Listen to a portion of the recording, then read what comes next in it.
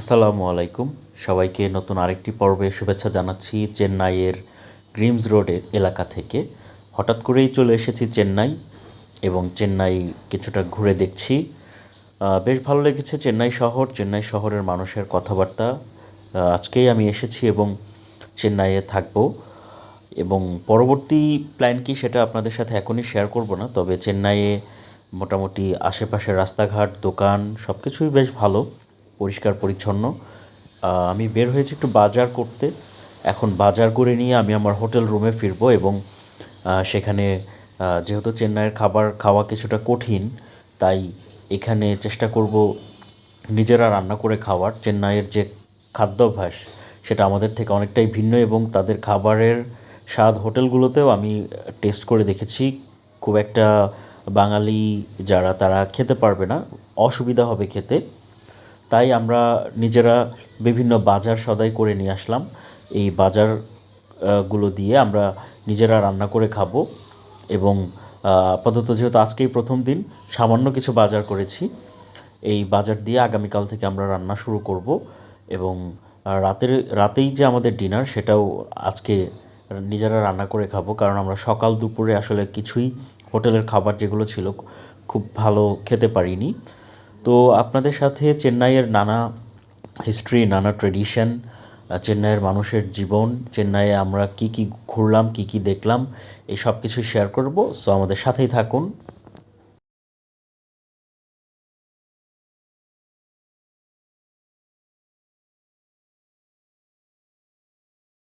Viewers, এটা হলো তামিলনাড়ু অর্থাৎ চেন্নাইয়ের থাউজেন্ড লাইটস স্ট্রিটের বাজার।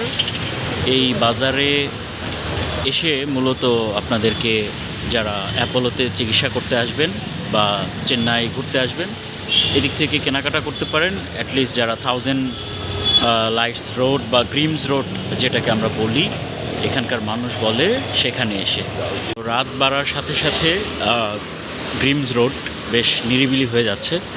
সব কিছু বন্ধ, দোকানপাট, আশেপাশের যে বিপণী বিতান সবই বন্ধ।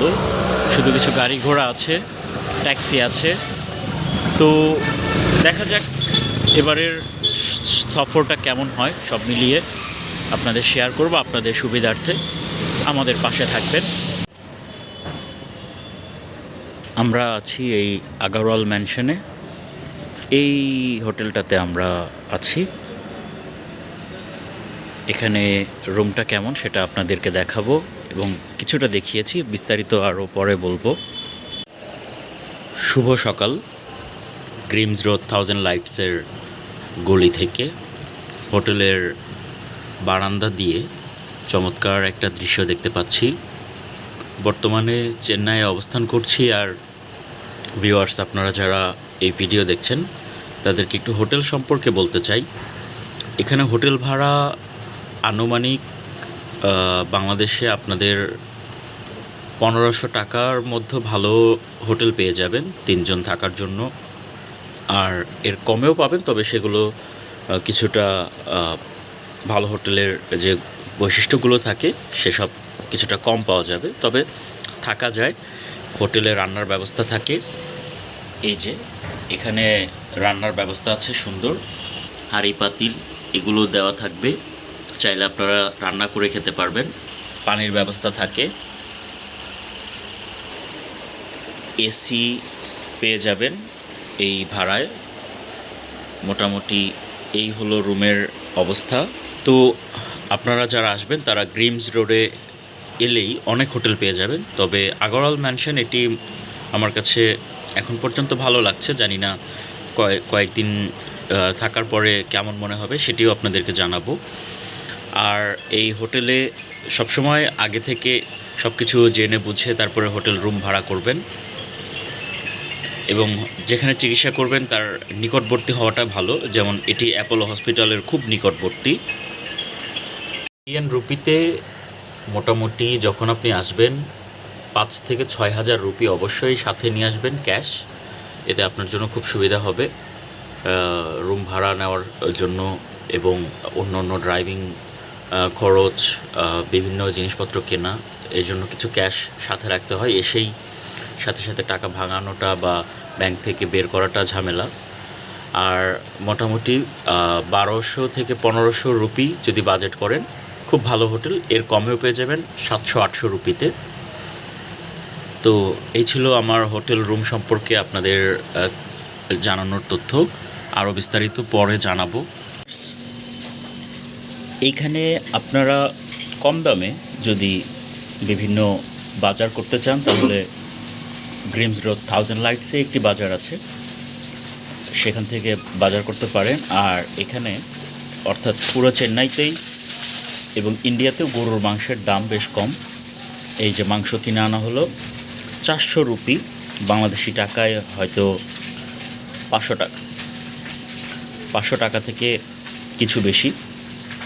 তো এখানে রান্না করার জন্য তো মাংস রান্নাটা একটু সহজ, এজন্য মাংস কিনে আনা হলো। আরও কিছু সবজিও আনা হয়েছে।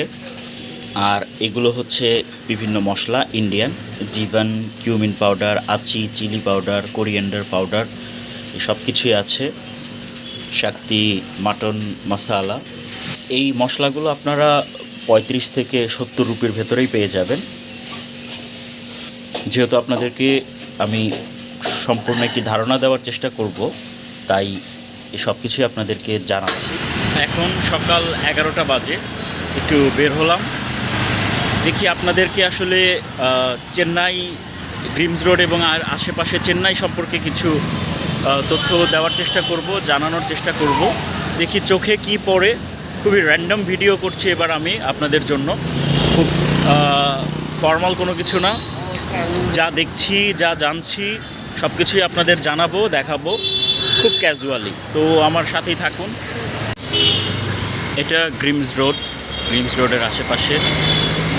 এখানে বেশ পরিষ্কার রাস্তা। একটা ব্যাপার আমি খেয়াল করলাম এখানে, যে ইন্ডিয়ার রাস্তাঘাট বেশ পরিষ্কার এবং ধুলা এই জায়গাটাতে কম।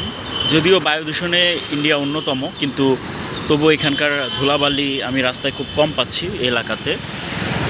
আর এখানে মেয়েরা প্রচুর স্কুটি চালায়। এখানে বেশিরভাগ মানুষ আমি তাদেরকে দেখলাম স্কুটিতে যাতায়াত করে, ইয়াং ছেলে মেয়ে বয়োবৃদ্ধ ম্যাক্সিমাম।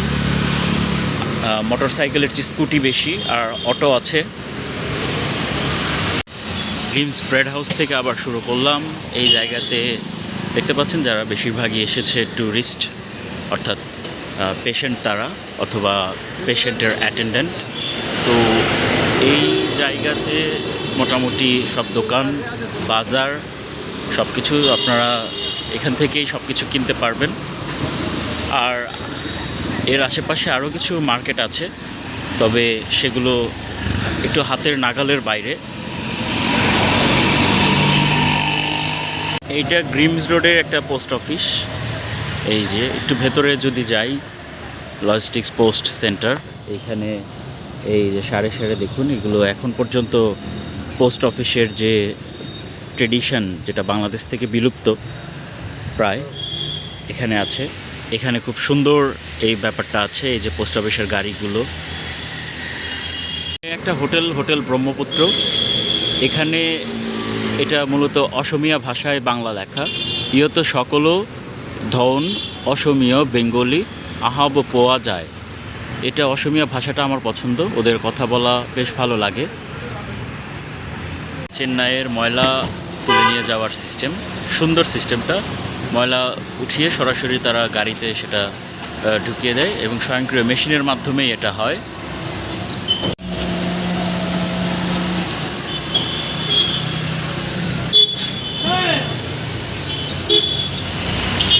পুরো ময়লার গাড়িটা। মোটামুটি এখন চলে এসেছি চেন্নাইয়ের একটা সেন্ট্রাল পয়েন্ট এই জায়গাতে। তবে আজকে রবিবার হওয়ায় বেশিরভাগ সব কিছু বন্ধ, যার ফলে রাস্তাঘাটে মানুষ কম।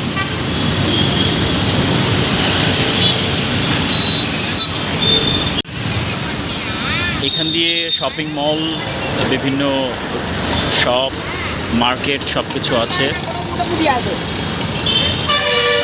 বোঝা যাচ্ছে যে এই জায়গাটা মূলত সেন্টার। যদিও এখানে মানুষ হিন্দি জানে না, বাংলা জানে না, তাদের সাথে টুকটাক ইংরেজিতে দুই একটা করে কথা তারা জানে, ইংরেজিতে বলতে হয়, একটা দুটো করে বুঝতে পারে, এভাবে কমিউনিকেশন করতে হয়। আমি এসেছি একটা মসজিদে, এটা নাম মডেল স্কুল মসজিদ। এখানে নামাজ আদায় করব। চেন্নাইয়ে আমি বেশ মসজিদ দেখতে পেলাম এই জায়গাটাতে।